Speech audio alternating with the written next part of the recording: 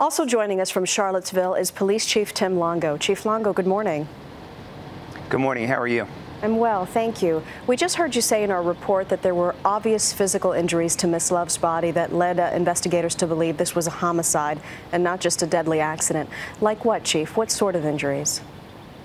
Well, you can imagine at this point in the investigation, we're staying pretty tight-lipped with respect to the facts that we discovered when we arrived. Suffice it to say that the injuries were apparent and very obvious to the police officers that first arrived on the scene, such that they locked the scene down and brought investigators in. We're hearing from sources within the university that Miss Love was strangled. Can you confirm or deny that this morning?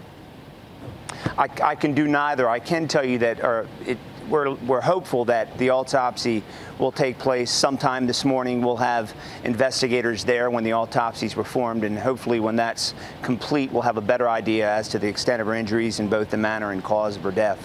What led you to zero in on George Hoogley as a suspect? Well, once again, keep in mind we're at the very early stages of this investigation, but we did very early on focus in on Mr. Hoogley, and after we had a chance to speak with him, and during the course of that discussion, probable cause, in fact, did develop for us to seek a charging document for his arrest. But exactly what those facts were, we're not disclosing at this time.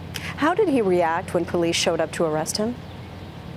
My understanding that Mr. Hoogley throughout the process was cooperative with investigators. I had several opportunities during the course of that morning to observe him. He appeared obviously upset, but cooperative. That's probably the best way I can describe him at this point. So far, what have you learned about the nature of their relationship? At some point, there was a relationship between the two. What that relationship was and the status of that relationship the day before yesterday is really what we don't know. We're still in the process of talking to fellow lacrosse team players, friends, those that could give us a better idea from an historical perspective of what the relationship was between the two and what led up to the tragedy that occurred sometime early yesterday morning. Everyone who knows these two says this is so unlikely. Any idea as to a possible motive? I know it would be preliminary.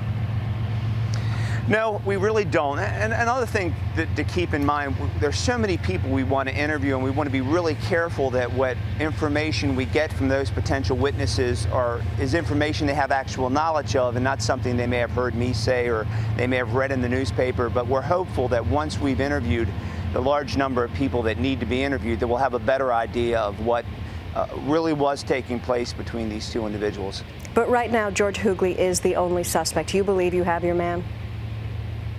I believe he's the only suspect at this time. Again, I don't want to be premature and saying that conclusively, because there are still a number of people that we want to talk to and a number of facts and circumstances we want to look into further. Chief Tim Longo, thank you so much for your time, sir. Thank you for having me. A lot happens early on The Early Show, weekday mornings on CBS.